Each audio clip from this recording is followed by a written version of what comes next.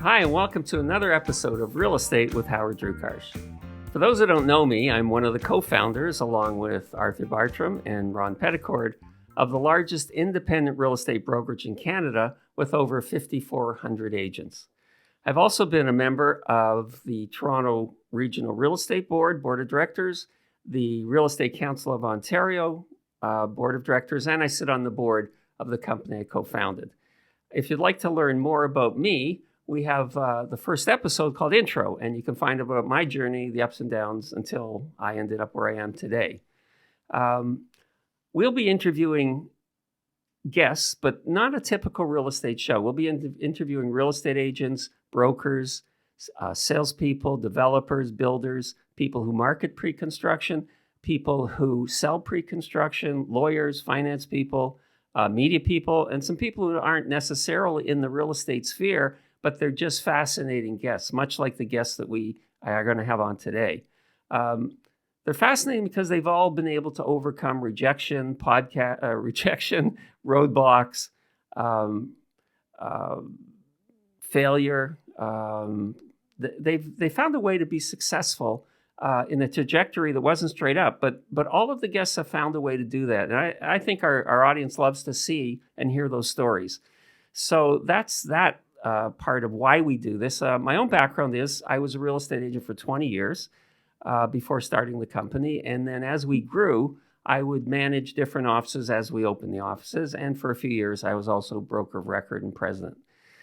So now we're going to get to our guest. Let me introduce her by her name because a lot of you may know her as well. It's Odeen Eccleston. And I'm going to read a bit about her bio because she has a fascinating background. And prior to starting the podcast, I didn't realize that she had met my partner, Arthur, when we were just beginning the company early on.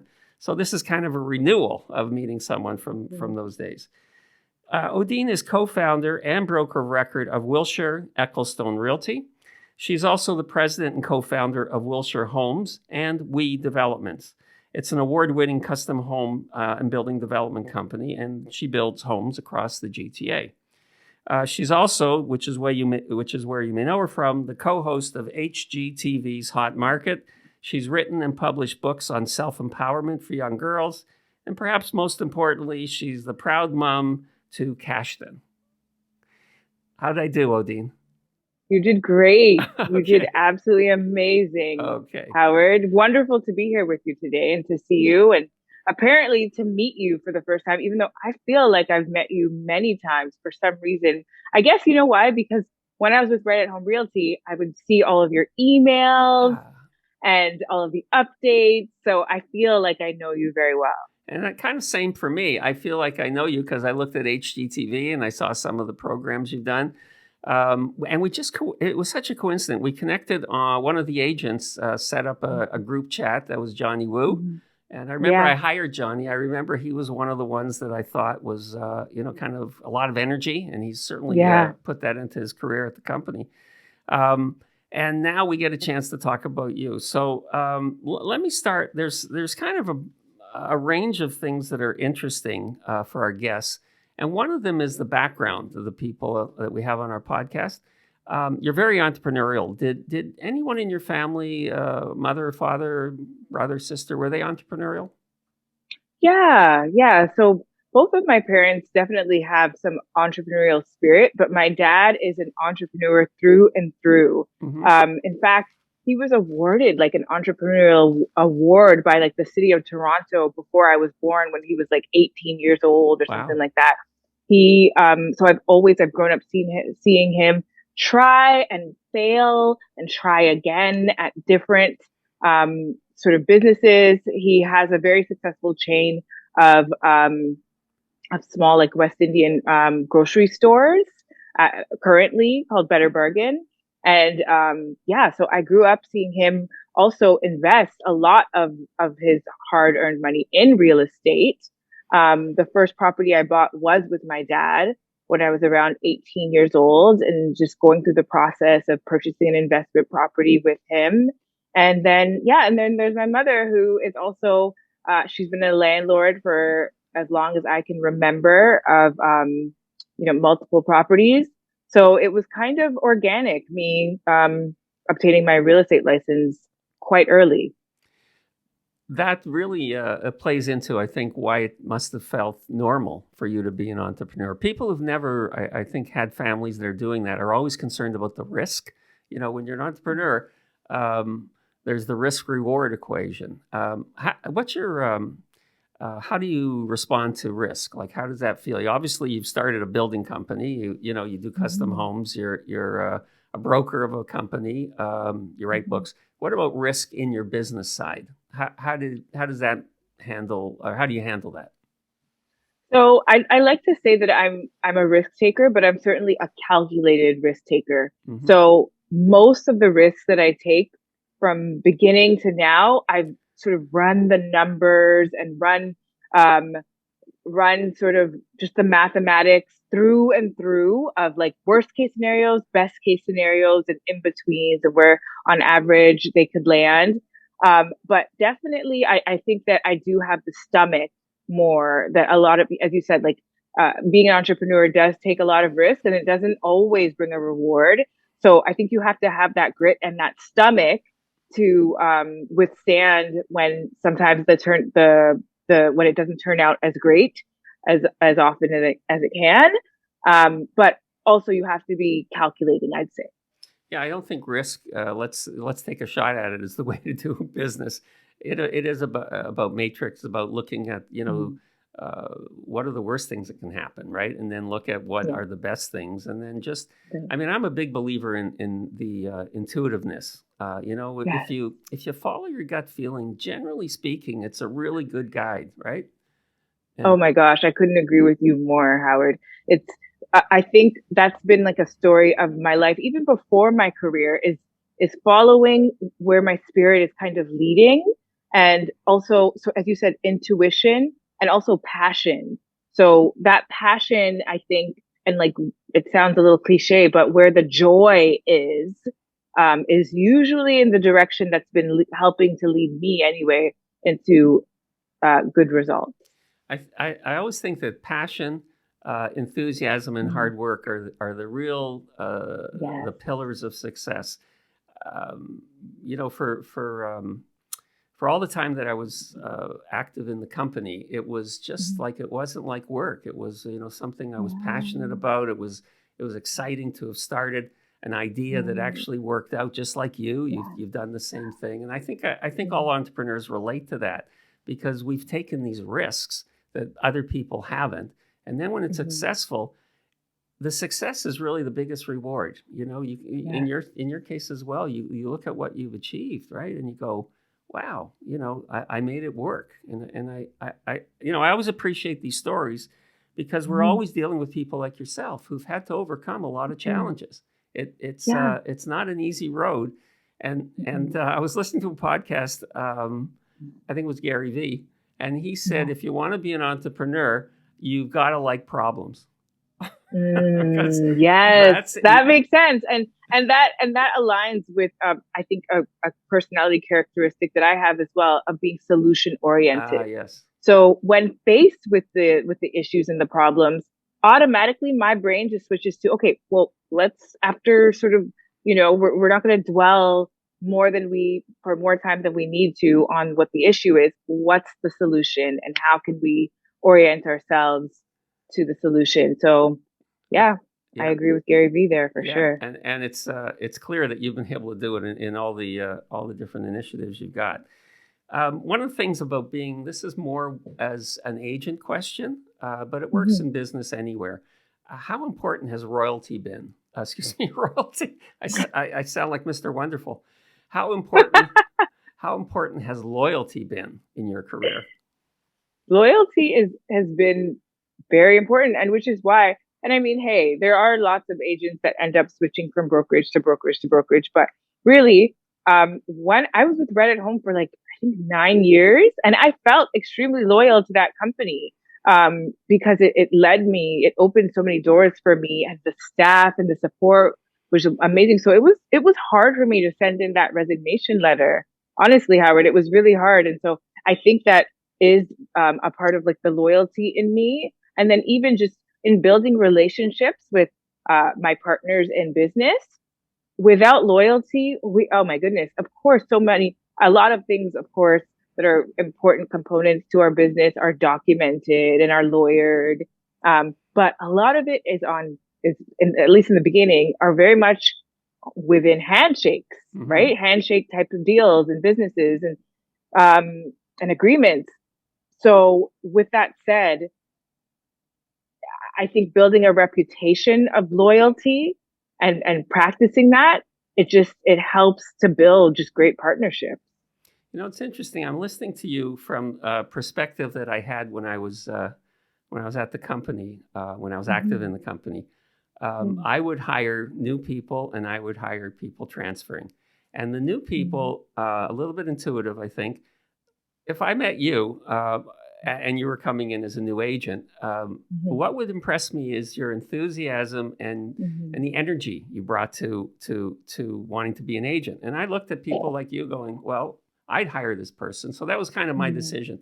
Then we had people who joined from other brands that were better known than us, and they joined because they felt it was value. But, looking at you now, I feel like I'm slipping back into that role. Of course, I'd hire you. Thank you. As I said, when I met, actually, it's quite serendipitous how I even found Right at Home. It was, I think, a friend of yours or Arthur actually referred me. At the time, Howard, I was doing like commercials and acting. I was quite young when I obtained my license. I was like 21. I was in my final year of university. And my first year, I had like a rock star year. I was with Remax. I just signed up with the closest Remax to where I live. That's just how kind of naive I was. Just the closest geographical location to where I lived that was a Remax. That's just where I went. Great year. But then I realized I wanted to follow my passion of acting. And my parents, their stipulation was that I had to finish university before I was allowed to like go to LA and try like the audition scene and everything. So I did. I finished university. I had finished like a year of real estate. It was great. Now it was time to like really pursue my dream. But I needed to kind of put my license, like park my license. So I was explaining that to a friend, and his name's Michael, I believe, and he said he was a friend of yours, and he had like, I think it was called the Real Estate Center at the time, a brokerage called the Real Estate Center, and he was trying to recruit me, but I told him that I wanted to be an actor, and he says, you know what, if you're more casual about it right now, then I think here's the number to call, tell him that I called you, and so then I did, and then I signed up, but then I went to LA and it just wasn't for me. Like the town itself wasn't for me. I really missed my family because I'm very like close with my family. And I came back and I said, okay, I'll just do like auditions from Hollywood North, like Toronto. And then I did more so real estate full time. And then, I just couldn't go to the auditions anymore because I was busy doing home inspections, helping to find people's homes. And so I had to resign from acting. And then I was a realtor full time with Right at Home Realty. It's really interesting. If you go to our YouTube channel, one of the people we interviewed, a friend of mine, Reese Trenhill. Reese has a very similar story. He lives in Windsor. After university, he got into real estate, but then he also got into performing because he went to a class with a friend of his. His friend didn't want to do it, but he stayed on.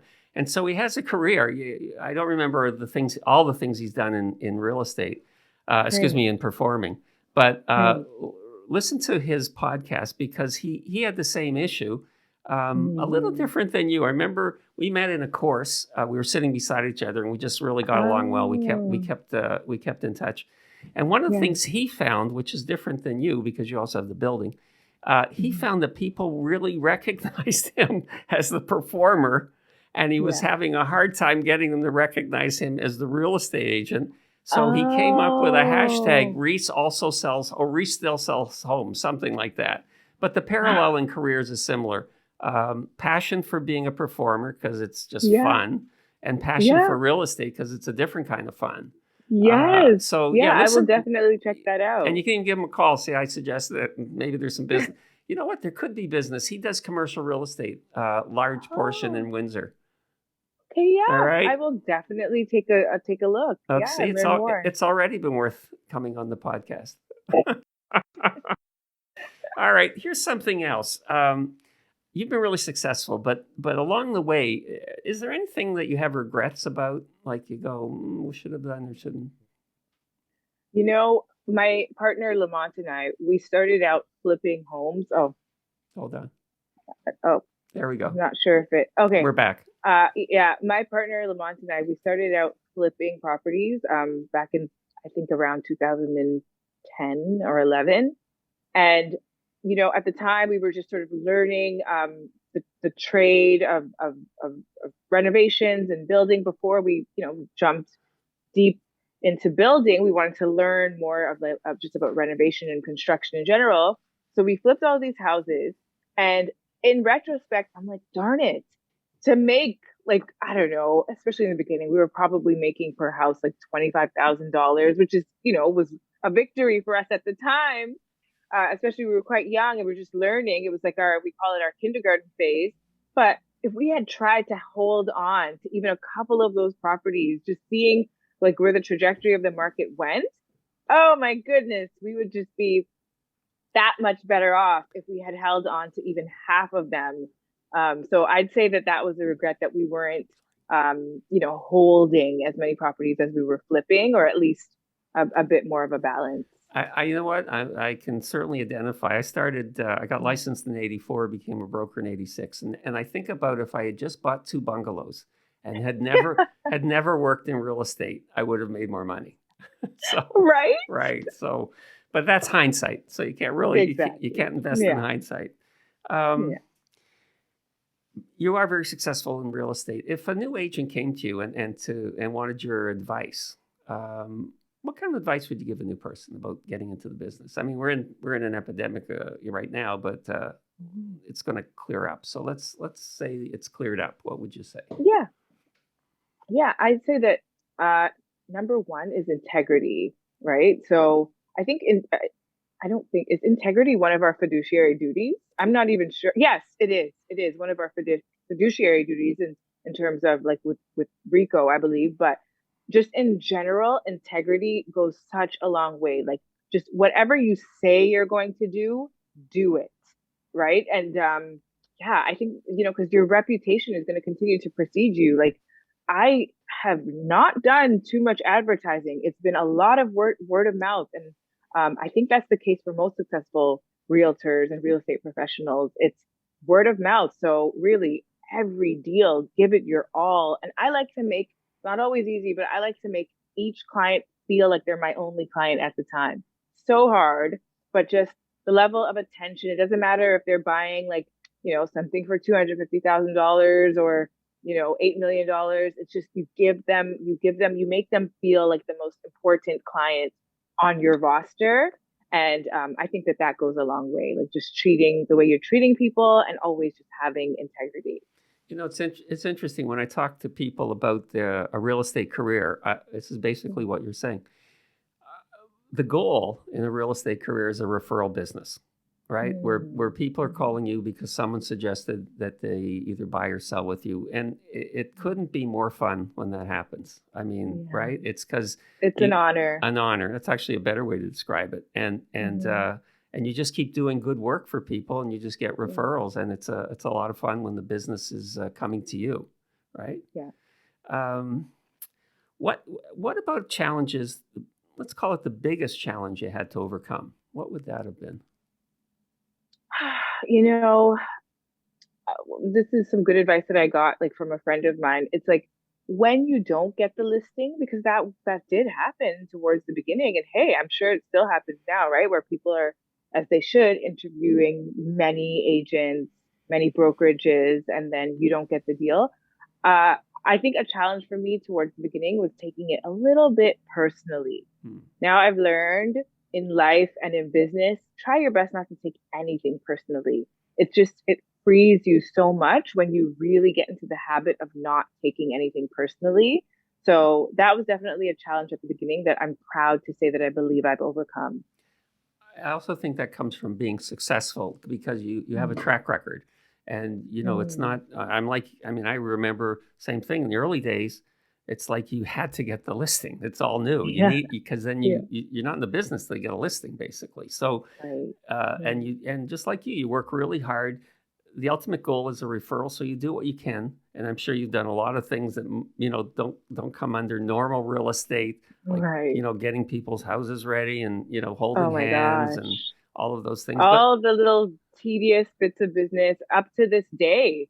I'm very much like involved in all the minutia of a transaction. And I think that's another piece of advice I would tell a new agent. Like, don't be so quick to like sort of sub everything out to assistance and to help. Like, get your hands dirty, get in there and learn every aspect of a transaction and the business so that, if you are in the trenches all by yourself, you do know you're multifaceted and you're able to do kind of all the arms and all of the jobs that are necessary within the business to get the job done.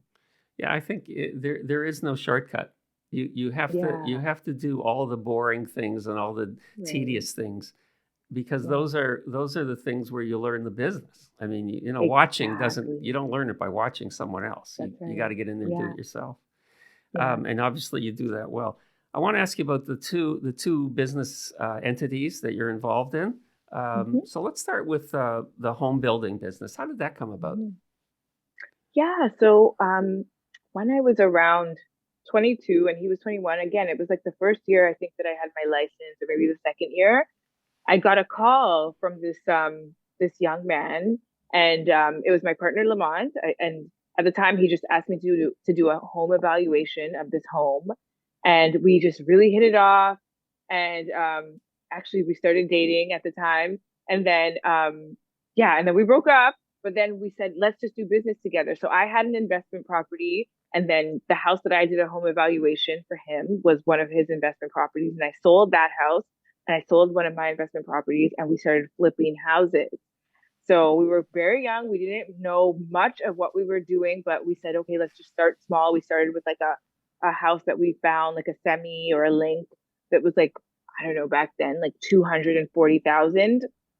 And then we just learned the ropes. We sold that one for about, I do not remember the figure. Again, we didn't make huge money back then, but yeah, so we started flipping homes and we did about a dozen of them. And then it was just becoming increasingly difficult to find houses to flip. Like the inventory was just not out there. Like prices started, doing one of these. And so we said, okay, maybe it's time to buy land and then, like build from the ground up. And so um there was a tear down available. And I said, Lamont, I think that this is the one. Let's do this. Let's buy this lot. Let's tear down this, dilapidated property at the time and like let's build a house. And it was so daunting. And oh my gosh, what an experience that first house was. But on that same street, we now have built on that path of street like 7 houses and Wow. in that neighborhood and many other neighborhoods across the GTA. And that's like 10 years later around. Yeah. Well, listen, I'll finish off with a thought I had about how you juggle all the things in your life. But let's also talk about HGTV. Yeah. How did that come about? So that I think is just it's such a great example of like full circle moments because as I mentioned earlier on in our conversation, I had moved to LA. I was going back and forth all the time and as much as it was fun, it just I realized it wasn't for me, but one of my dreams was television. So then I don't know, like a few years ago, I got a call from a production company and they said, "Hey, they're like casting for this show that's about like Toronto real estate." And I'll be honest with you, Howard, that was not the first time a production company had approached me. So I was a little bit skeptical because before, when a production company had approached me about something similar, it was kind of like a big waste of time. And then, in this business, we are already busy as it is. So but at the same time, I respected the request, and they asked me to basically come in and meet them, and we shot like a pilot, I guess, and yeah, the pilot got picked up, And then like a year later, I remember I had like a 4-month-old son, and I get this call from the same like company, production company, and they're like, "Hey, remember that show that we asked you to be a part of, and we were like shooting these like little teasers or what was it called, like sizzles or whatever? Well, it's gonna happen. Like it got picked up by HGTV." And I was like, I was like, "Is this some sort of joke?" And they're like, "No, and you're on it. Like you are 100% on it. All you need to do is like come down here." And so then I met with like the HGTV producers and executives, and it was just like it was so unreal. But it's such like they're the best production company and network, and it was just such a joy to work with them. And the show, as you saw, season 1 turned out great. And you know what's interesting is how all of this has fit into your real estate interest, right? I mean, you know, Well, that's what I from an mean early about year. full circle. Yeah. Because then now it's like here I am, like I'm on camera, but just being myself and doing my job. Right. That's about right. And what could be nicer than that? Right? Yeah. So the Yeah. thing, the question, here's a question I'm not going to ask you because you've answered it early. One of the questions I ask people, I'm going to try to reword it for you. One of the questions I ask people is, what would you tell your 20-year-old self if you could? A lot of them go back into buying real estate. Now, you already did that before you were 20, Yeah. so we can't answer it that way. But is there anything you looking back around that time that you tell yourself if you could have? Yeah, just to not stress. I think when you're younger, and you're still kind of finding yourself, it's easy to get a little bit nervous about your future, right? It's easy to just have that level of uncertainty. So I would definitely tell myself, just chill out. Don't worry, everything's gonna be okay. So you don't have to spend nights like up, like, not sleeping because you're worried about, I don't know, just like what the future is going to look like for yourself. Right. And so, I mean, even back then, I'm very much like, I'm really like type A, and I'm like, I was the type of student where I had to get like type all A's and stuff like that. So yeah, my 20-year-old self, I was just wondering like, how am I going to be like successful? Like, what does this look like? Am I going to be, you know what I mean? You want that for yourself, or at least I did, and I'm sure you did at 20. I think our types of personalities were, I started thinking about that probably since I was like, before I was a teenager. I was always just thinking about like what my future was going to, or visualizing what my future was going to look like. And because I was, very intent on being successful. One of the podcasts that I love to listen to, not a podcast, LinkedIn posting, is Matt Higgins. He's a periodic shark on Shark Tank. And his answer was really good on that point. In your 20s, you're always concerned about what other people are thinking about you, right? And his response, now that he's not in his 20s, is, what you find out is nobody cares. Nobody cares. They're only thinking about themselves. Everybody's just interested in their own self-interest. That is like, oh my gosh, we should scream that from like a rooftop. Well, we're getting it through a podcast. So okay. And here's the last thing I want to ask you about, because I know how busy you are. You got 3 major things going on in your life. How do you handle all of that and a 2-year-old son, Cashton? How do you juggle and be successful? That's probably the one thing everybody's going to want to know. So take over from here. There's no way that I would be able to juggle it all without a strong support system. So I think that goes back to what you were saying, Howard, about loyalty. So when you're like loyal to the people that you love in your life, they're going to want your success is their success, right? So I have a very close knit family, particularly my mother, and I try my best to be as good as I can to all the people in that are in my life, and as a result, my support system is so strong. So that's really the reason. Like and when I say my support system, I'm talking about obviously like on a personal level, but also a professional level. Lamont and I, within our business, we have been very blessed, but we've also been intent on hiring some of the best talents. So when you surround yourself and then sort of cherry pick just like excellent talent and smart and hard workers, that makes your job easier. So professionally and then personally, I'm just very lucky to have just like really great people around to help make everything happen. Well, you got to really thank those people because your life has got to be as busy as anybody's, and for that, I also want to thank you for coming on our podcast today. It's a real delight. Like you said, you probably had some sense of who I was. I had some sense of who you were.